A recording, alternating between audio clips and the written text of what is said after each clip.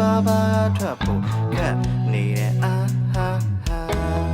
မြေသူလေးကငေးလို့တင်လာပါရီကိုဟာတသက်စားထိုက်တယ်မလား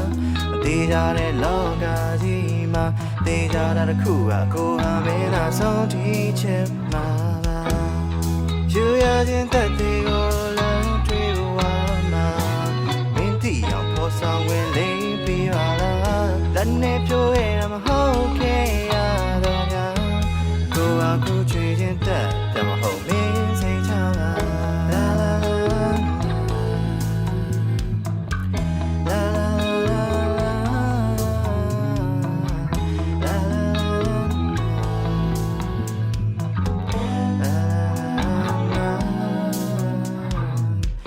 ပြာရောက်ချင်များကပါချင်လေးကိုမင်းဒီမှာပါကိုတကားလောက်ရှင်ပြကချာတဲ့ဘက်ကိုပြောပြချင်တာ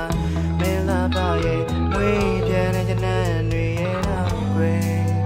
လောဝချင်းတွေကိုမြင်သိခွင့်ရှိမလားရှိရဲ့ယူရခြင်းတက်သေးကိုလည်းတွေ့ဝါမှာမင်းတီအောင်ပေါ်ဆောင်ဝင်